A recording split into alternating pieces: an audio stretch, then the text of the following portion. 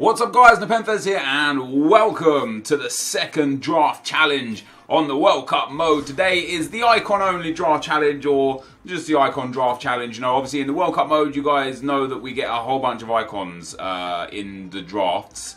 And so I'm actually going to go with the 4-1-4-1. And so the challenge for today is to take every icon that we get and use every icon that we get, even if that means putting them in the wrong positions.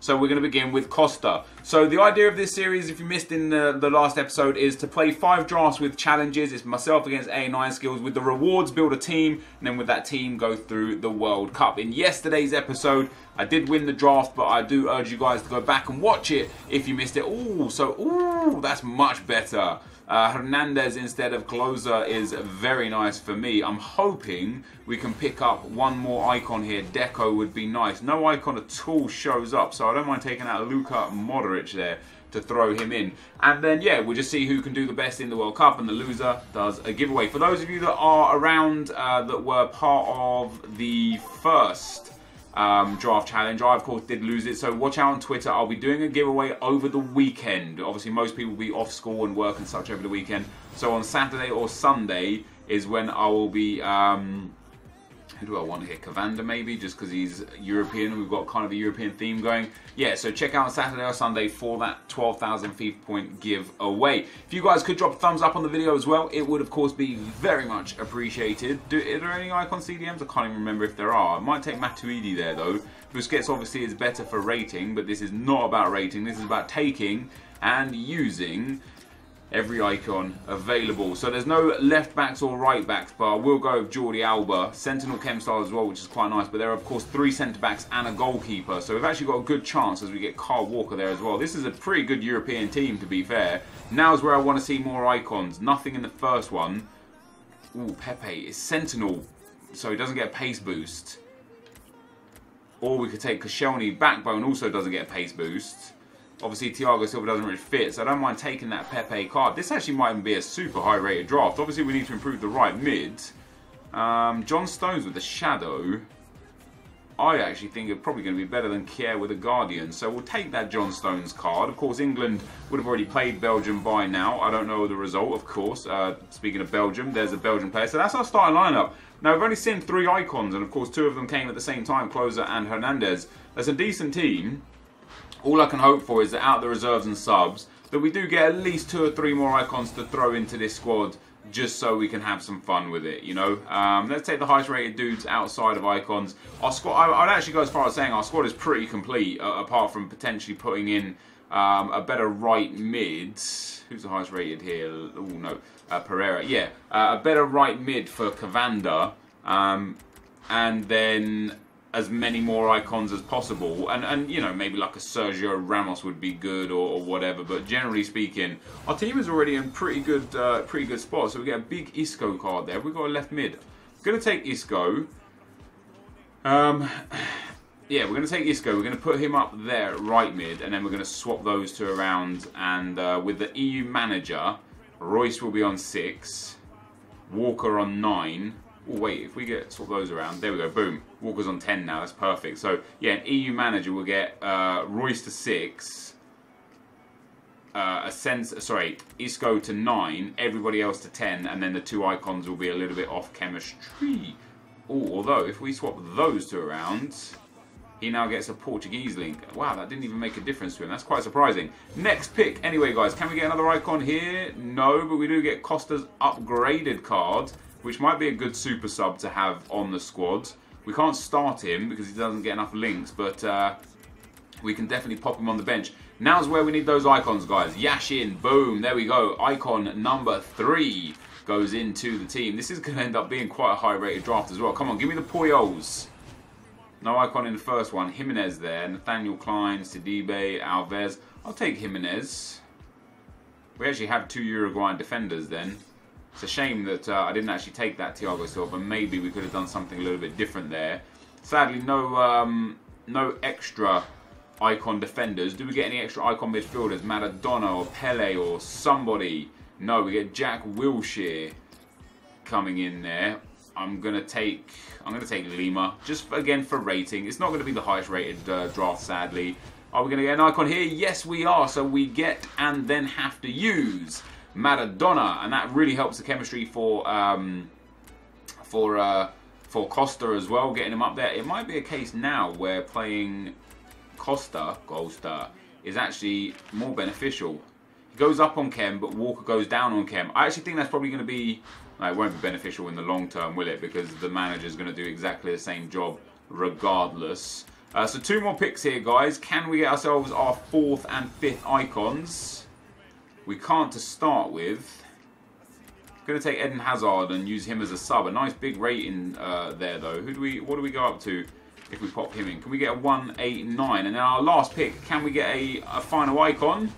No, we can't. So sadly not. So we do get 4 icons, though, guys. Some good ones as well. Maradona, Hernandez good, Costa good, and Yashin good. Our team in general, I really like. I like the fact that we've got Hazard, Modric, Costa as some really good impact subs there. Hazard we can bring on the wing instead of Isco. Modric we can actually bring him in CDM because he's got a shadow chem style, so he's got really good defensive stats. In fact, starting him, we lose 2 chem if we start him, not really ideal. And Costa as a super sub for maybe like Royce or whatnot could be the one for us. So a few European managers there. We get a European German manager, which of course takes up to 100 chem.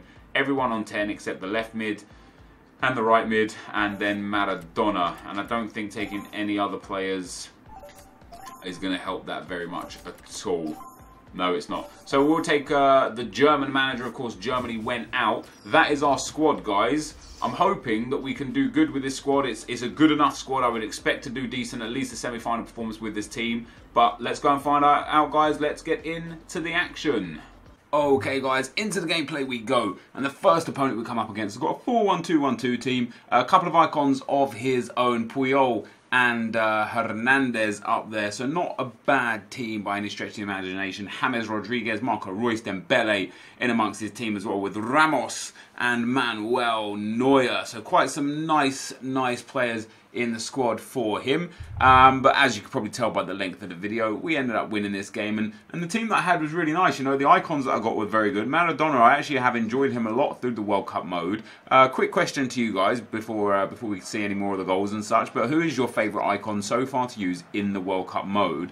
And do you play the World Cup mode a lot because you get to use icons where you couldn't in the World Cup mode? I know some people that have responded to me on Twitter continually play the World Cup mode because they have Pele and Ronaldo and Henry and they just could never afford them in regular FUT. But how do you guys fare? Who's your favourite icon? Do you still play this World Cup mode and why?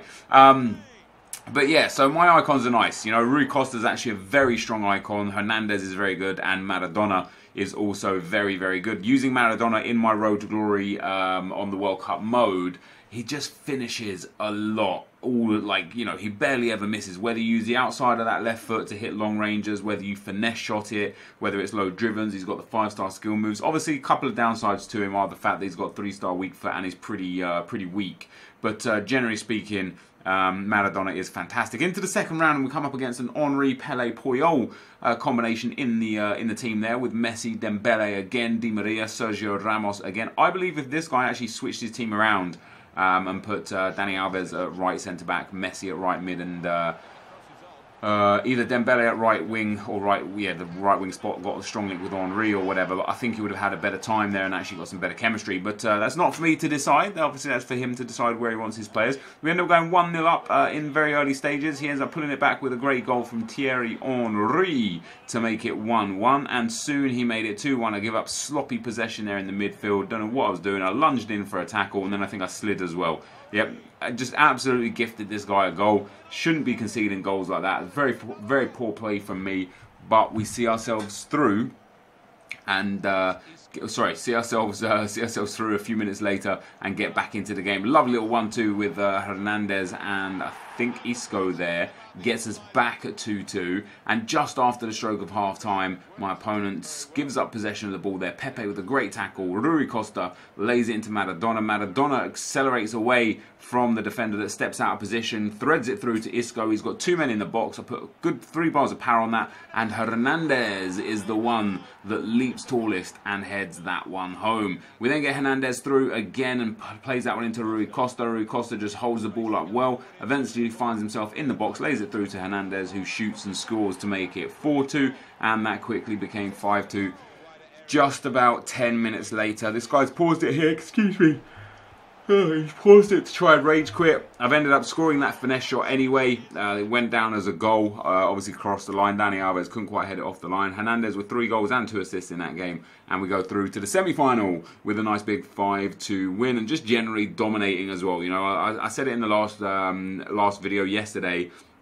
No disrespect to the opponents I play against in this World Cup draft mode, but they're just not very good. You know, the general quality on the World Cup is much lower than on the regular FUT mode anyway, as we come up against 3 more icons, Rui Costa, Henry and Maradona. Yeah, the general quality is much lower anyway, and then even in draft it's even lower still, because people know that they can't really get much out of playing draft in World Cup mode.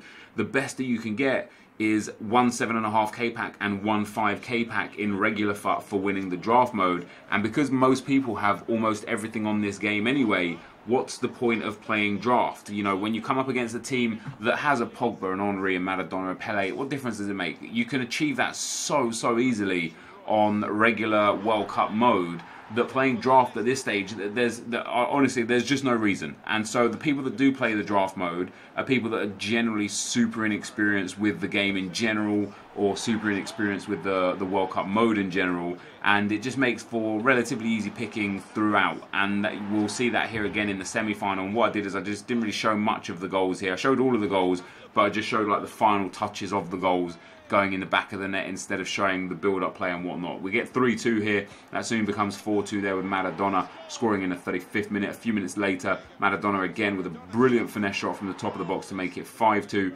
into this like end of the first half. Then we make it 6-2 with Rui Costa. It's 6-3 before Maradona manages to get another goal to make it 7-3, and that is where this game finished. So a 10-goal thriller, of which I came out on top. 7-3 sends me through to the final, and into the final we come up against another couple of icons: Neymar, Casemiro, Matuidi, Coutinho, Varane, Neuer, Alexandro, Kyle Walker, Ginter, and then Okocha and NepentheZ in the icon slots. And so this game was actually the most challenging game I've had over the 2 episodes. This guy was pretty good. Like, I would say this is definitely a player that qualifies for FUT Champs. You can always tell as well within the first minute or 2 how good a player is going to be by just a few little things that they do. If they do ball rolls, drag backs, and fake shot stops, I just immediately sit there and think, okay, this is going to be a game. You know, it's going to be a tough game. I'm going to have to focus on this one and try and give it my best.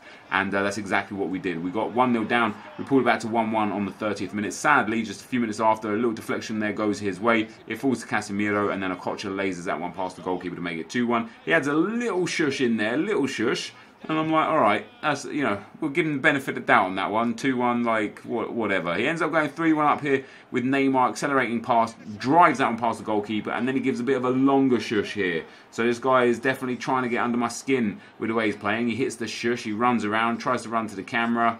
Sadly, the game cuts off his celebration. And with 20 minutes to go, you know, I'm playing good football here, good FIFA. This guy's like the ultra defensive, just trying to protect his lead. We get 3-2 in the 70th minute, and just 8 minutes later we pull it back to 3-3. The ball goes into NepentheZ. Modric on as a sub, as you can see. NepentheZ gets some space and leathers that one past Manuel Neuer to make it 3-3 with 10 minutes to go. And then in extra time, we end up getting a penalty with 5 minutes to go. Eden Hazard, also on as a sub, puts that one past the goalkeeper, and we win the draft 4-3 in extra time. So a very comfortable draft win overall. The final could genuinely have gone either way. You know, this guy was good. He had created a lot of chances and was just generally a strong player, but I managed to come out on top, which I was super happy with. That is the end of the gameplay. Let's get into the packs. Alright guys, so there we have it. We end up winning today's draft one more time with the icon only challenge draft. Of course, Lev Yashin, Rui Costa, Maradona and NepentheZ were the icons for us. His team just generally played pretty brilliant. First round, nice easy 3-0 win. Second round, a 5-2 rage quit, and then a 7-3 win. Final was pretty tricky. The guy wasn't a horrible player. He was a pretty decent player, to be fair. And once he got 3-1 up, you know, at 2-1 he shushed, and only like a brief shush, but just tried to show me who was boss. And then at 3-1 gave me like a long shush and tried to like slow the game down and kill it and stuff. So I was super delighted to get back into that and then win 4-3. So our rewards for today is the worst that we can get. With that being said, they are premium player packs.